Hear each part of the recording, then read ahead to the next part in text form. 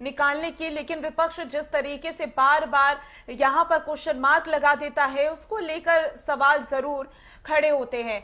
विपिन शर्मा जी, इसी को लेकर मेरा सवाल रहेगा, विपक्ष को लेकर ही मेरा सवाल रहेगा। जब भी इस तरह की स्थिति बनती है तो ये कहा जाता है कि पूरे देश को एकजुट रहने की जरूरत है, लेकिन ऐसे में बार बार विपक्ष की ओर से क्वेश्चन मार्क खड़ा करना कितनी हद तक सही है? और क्योंकि बार बार विपक्ष ये भी कह रहा है कि प्रधानमंत्री मोदी ने, यानी सरकार ने देरी कर दी है, बातचीत करनी चाहिए थी, हस्तक्षेप करना चाहिए था। भारत का हस्तक्षेप को लेकर बार बार सवाल उठाना, इसके अलावा यह कहना कि यहां पर संतुलन बनाकर नहीं चले प्रधानमंत्री मोदी, ये बार बार क्वेश्चन मार्क खड़ा करना, इसका असर कितना पड़ सकता है देश पर? जहां एक तरफ प्रधानमंत्री मोदी एकजुटता की बात करते हैं तो दूसरी तरफ विपक्ष सवाल खड़े करता है।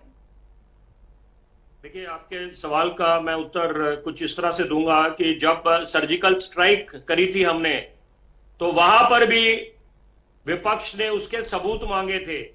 और आप सरकार का विरोध कर सकते हैं लेकिन हिंदुस्तान का विरोध नहीं कर सकते। आप सरकार का विरोध कर सकते हैं, सेना के शौर्य पे सवाल नहीं उठा सकते, ये बताने की जरूरत नहीं है। ये तो सबको समझ होनी चाहिए यहां पर कि यहां पर तो हमें तो नाज है। और यहां पर आज इस पैनल में भी हमारे एक फौजी बैठे हैं, तो हम लोग तो इनको नमन भी करते हैं, सलाम भी करते हैं। और मैं खुद एक फौजी का बेटा हूं, फौजी का पोता हूं, फौजी परिवार से आता हूं। यहां पर समझने की आवश्यकता है कि यहां पर एक तरफ तो यहां पर जो ये संकट है इस तरफ मिडल ईस्ट का, वहां पर तो हमें ये समझने की आवश्यकता है, संज्ञान लेना पड़ेगा कि राष्ट्र सर्वोपरि, नेशन फर्स्ट। और यहां पर सबसे ज्यादा जो चिंता की बात है वो चीन को लेकर है, क्योंकि दुश्मन हमारा चीन है। यहां पर सत्ता पक्ष विपक्ष आज जो सत्ता पे है, कल वो हमेशा सत्ता पे काबिज तो रहेंगे नहीं। तो यहां पर ये तो हार जीत तो लगी रहती है, लोकतंत्र का महापर्व है, लेकिन देश हम सबका है और उम्मीद ये करते हैं कि सब देश प्रेमी है जो इस देश में रहते हैं, और यहां पर उभरना है इस स्थिति से। और सबसे बड़ी बात है, मद्देनजर रखना चाहिए कि इस युद्ध से बड़ी जरूरी, बड़ी अहम बात मैं बोलने जा रहा हूं। यहां पर चिंता की बात यह है कि इस युद्ध से चीन को फायदा हो सकता है, जो कि किसी के हित में नहीं है। It will not auger well for any nation of the world, because यहां पर अगर उनकी करेंसी मजबूत हो जाती है, वहां पर एक तरफ तो रूस यूक्रेन के साथ जूझ रहा है और अपनी महत्वाकांक्षाएं उसकी, और वहां पर अमेरिका ने इजराइल का समर्थन करा, फिर अब ईरान के साथ युद्ध में लगा हुआ है। तो यहां पर इसको वेट एंड वॉच कर रहा है चीन, और यहां पर सुपर पावर तो है ही, महाशक्ति साथ में और मजबूत हो रहा है। तो ये भी अच्छी बात नहीं है। तो यहां पर तो और दायित्व बन जाता है हम लोगों का। ये भी कारण है विपिन जी, जब आप दायित्व की बात करते हैं तो ऐसे में एक टॉपिक और है जो गरमा रहा है फिलहाल सोशल मीडिया पर, विपक्ष की भूमिका की हम तमाम देर से जो है जिक्र कर रहे थे कि अच्छा विपक्ष वही है जो सरकार का ऐसे कठिन परिस्थिति में, कठिन समय में साथ दे। देखिए, आरोप प्रत्यारोप का दौर जाता रहेगा, सरकारें आएंगी जाएंगी, लेकिन भारत को लेकर इस तरीके का रुख बिल्कुल भी स्वीकार्य नहीं है। जम्मू कश्मीर के लोगों की अगर हम बात करें, जिस तरीके से खामिनाई की मौत की खबर सामने आई थी, हर जगह पर कुछ विशेष समुदाय की ओर से खामिनाई के समर्थन में रैलियां निकाली गई, उसके बाद में नारेबाजी की गई थी समर्थन में, चाहे जम्मू कश्मीर हो, लखनऊ हो या कोई भी, हर जगह से ऐसी तस्वीरें सामने आई थी। अब अगर बात करें, जम्मू कश्मीर के कुछ विशेष लोग अपने पैसे जोड़ रहे हैं, अपनी संपत्ति जोड़ रहे हैं, गोल्डन ऑर्नामेंट्स वो लोग जोड़ रहे हैं ताकि ईरान को सपोर्ट किया जा सके। ऐसे में जब चीन से हमें खतरा है, आपने अभी जिक्र किया, और इस परिस्थिति में इस तरीके का कृत्य, क्या ये सही में भारत सपोर्टर के तौर पर अच्छी खबर है?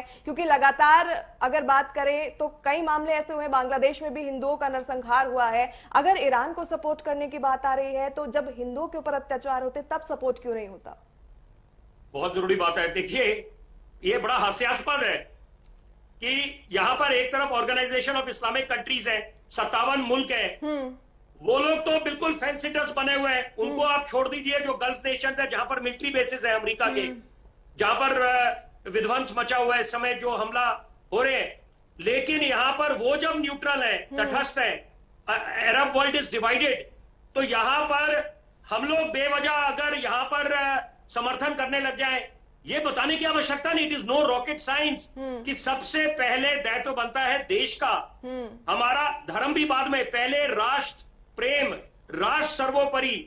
और सबसे जरूरी बात है इस समय, क्योंकि ये बड़ी अभूतपूर्व स्थिति है यहाँ पर, क्योंकि एक तरफ परमाणु हथियारों का खतरा मंडरा रहा है यहाँ पर, कुछ नहीं कह सकते आप। एक तरफ जब अमेरिका ने इसको नाम दिया एपिक फ्यूरी का, उसके पहले जब यूरेनियम एनरिचमेंट फैसिलिटीज पे हमला करा था ईरान पे, बोला था मिडनाइट हैमर, वो अलग बात है कि वो दावे कितने सच्चे थे कितने खोखले साबित हुए, वो तो देखिए वक्त तय करेगा। लेकिन जरूरी बात है कम से कम हम लोग अपना हित पहले देखें कि कैसे हम लोग इस स्थिति से निपटे। और सबसे जरूरी बात कि इस समय बहुत अच्छी बात होगी, एक तरफ चीन अपनी महत्वाकांक्षाएं लेके बैठा हुआ है, उसको ताइवान चाहिए, कई मुल्कों के साथ उसके सीमा को लेकर वाद विवाद है। यहां पर ऐसी परिस्थिति में कि एक तरफ जब हम ये सपना संजो के बैठे हैं कि अपनी अर्थव्यवस्था को $5 ट्रिलियन तक पहुंचाएंगे, तीसरी बड़ी आर्थिक महाशक्ति बनकर उभरेंगे, तो यहां पर निश्चित बात है अगर हम परसेप्शन बिल्ड करें, माहौल ऐसा बनाए यहां पर कि हम लोग मध्यस्थता वहां पर करें, एक शांति का प्रस्ताव दें, तो स्वर्ण अक्षरों में नाम दर्ज होगा हिंदुस्तान का कि हमने वाकई में ये जो मिडल ईस्ट एस्केलेशन है, जो थमने का नाम नहीं ले रहे, जिससे किसी का भला नहीं होने वाला, ये बर्बादी की तरफ ले जा रहा है सबको। और तो यहां पर ये बहुत अच्छी पहल होगी, तो यहां पर इससे हमारा कद और लोहा और माना जाएगा। तो मुझे लगता है कि इसमें हम अंतरकले आपस में एक दूसरे को घेरते रहे, वो मुझे लगता है समझदारी नहीं होगा। उसके लिए बेशुमार मुद्दे हैं राजनीति के लिए। आप बात करें कि मणिपुर में क्या हुआ, बिल्कुल मैं विपक्ष के साथ खड़ा हूं। या महिला खिलाड़ी जो थी जब अनशन पे हड़ताल वो कर रही थी, तो वो बिल्कुल विलंब क्यों हुआ, लेकिन यहां पर कुछ मुद्दे जो राष्ट्र हित के हैं यहां पर, और यहां जहां पर संवेदना दिखानी चाहिए, राष्ट्र के साथ खड़ा होना चाहिए, वहां पर कोई किंतु परंतु नहीं, वहां पर राष्ट्र सर्वोपरि।